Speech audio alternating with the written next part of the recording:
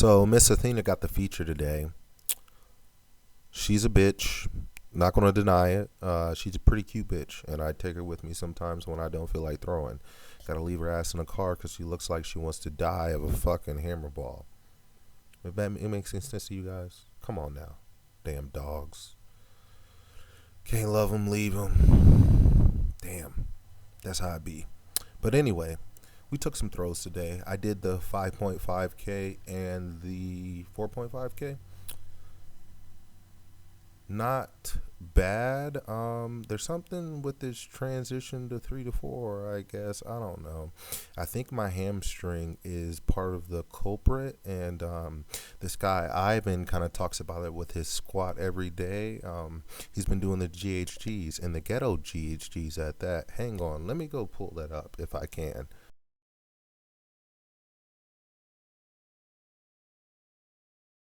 For powerlifting competition.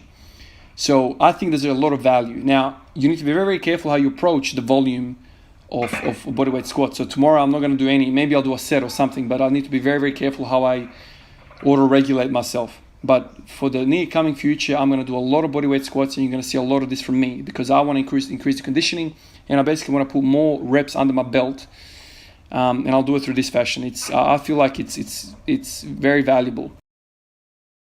So number one for me, I did actually injure my hamstring at one point. It got kind of pretty tight on me, and so I do have to recondition my hamstring. The problem in my system is that my quads are already too fucking overpowering, I believe. The strength on the body weight squat,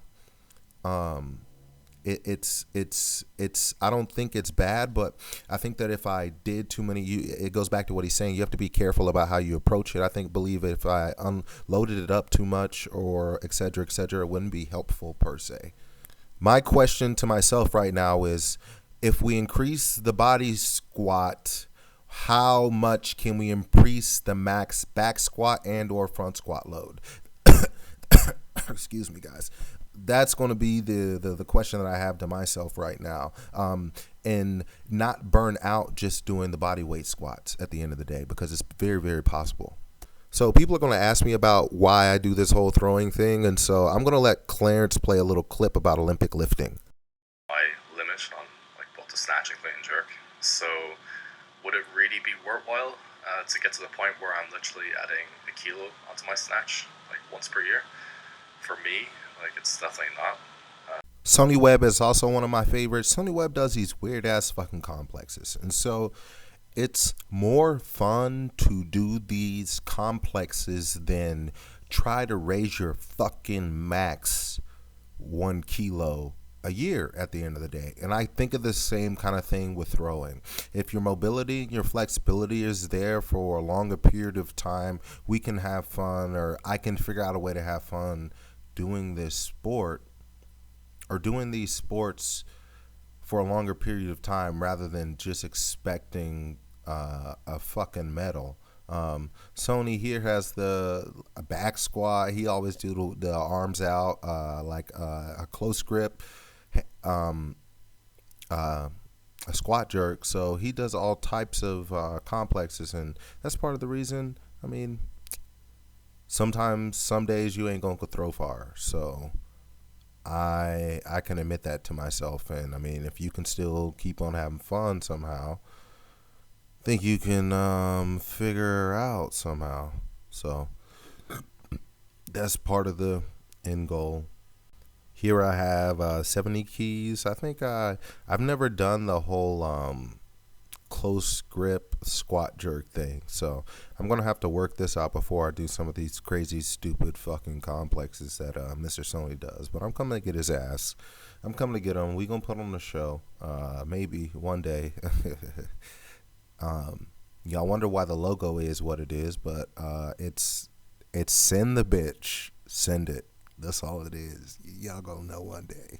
So basically, let me try to reiterate what Clarence was trying to say. Clarence was basically saying, after you get high clean and jerks and snatches, it's very hard to improve, is the basic summary of it. It's very, very hard to improve. And for a thrower, they don't necessarily need to improve in the snatch and the clean and jerk at the end of the day. And so my thing is, okay, what's my max clean and jerk? What's my max snatch? Healthy, no bones broken, healthy ligaments. I do want to know at least a reasonable number with that. But ultimately, the mind as you age gets sharper. So as far as throwing the hammer, maybe the young body dexterity isn't there, but the skill and the technicality of throwing the hammer leads me to believe that if you can maintain a certain strength level as you get older, it's almost like what Tom Brady's done at this point. I mean, Tom Brady, his mind is